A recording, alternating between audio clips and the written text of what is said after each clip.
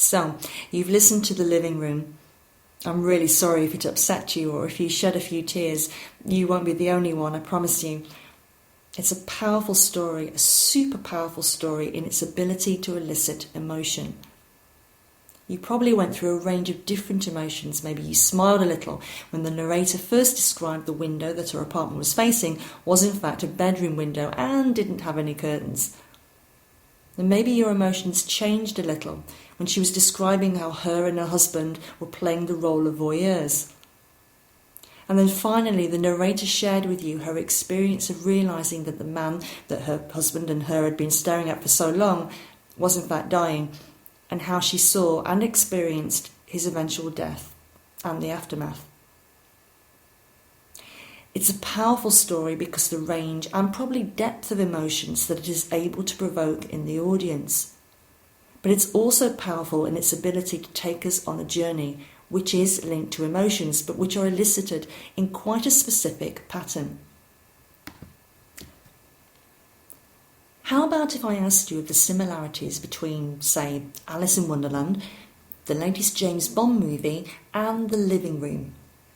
How can they all be similar? Okay, so the first two at least have overtly present protagonists, or goodies if you like, Alice and James Bond, and overtly presented antagonists, or baddies, the Wicked Queen, Jaws, Mr. White, or whoever the villain is that Bond is fighting against to save the world. But these are actually more difficult to identify in The Living Room. There also seems to be very little in common between genres. One is a children's fantasy story of white rabbits and a curious little girl. James Bond is an action story with fast cars, glamorous women, and, well, I don't need to go any further. The Living Room, though, is a drama that tells the story of death. However, the similarity that makes them all captivating, albeit in their own way, is how these stories are told.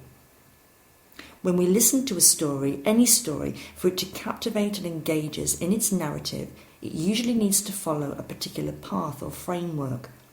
And this framework works across all genres of story, pretty much all mediums, and pretty much across all age groups, genders, and demographics.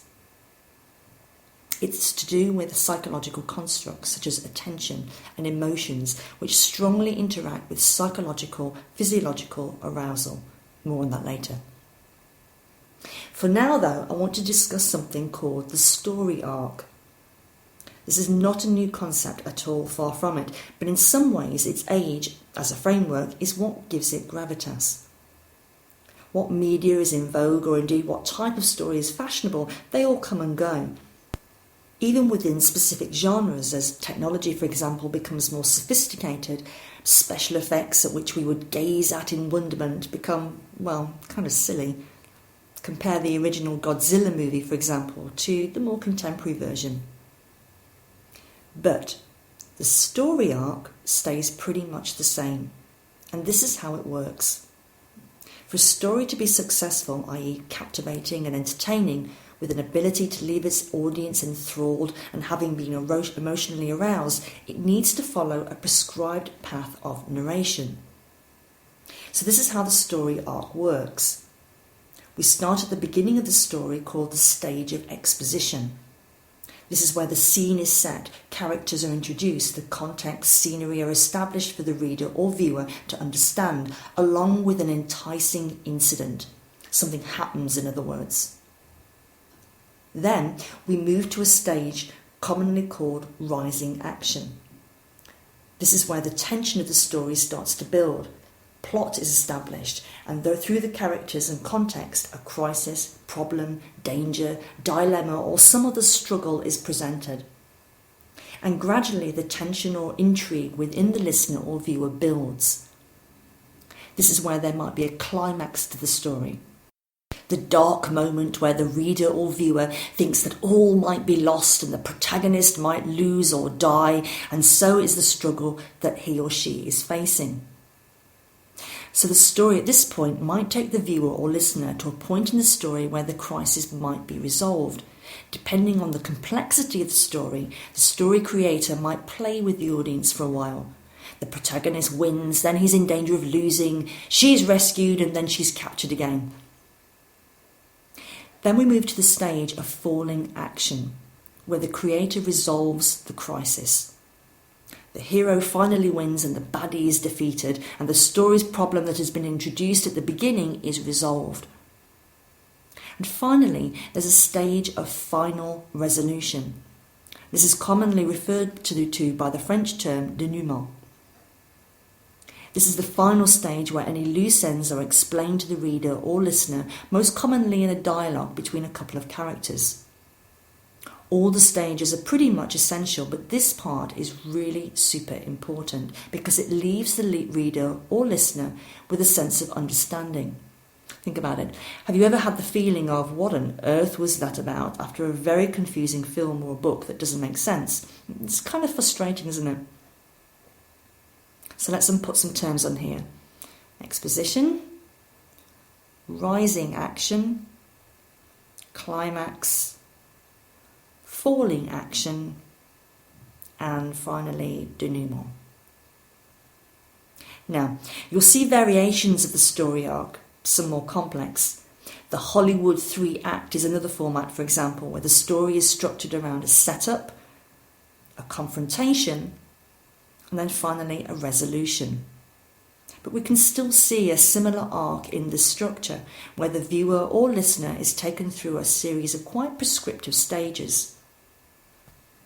The concept of the story arc, by the way, has been around for a long, long time, and it's likely to continue to be influential in how stories are created. But why is this framework seemingly so robust? Well, one explanation, and I have to say one that I'm especially keen on, is based on the psychophysiology of our emotions. Overall, the purpose of a story arc is to provide a framework on which to create stories that are captivating and engaging to the audience.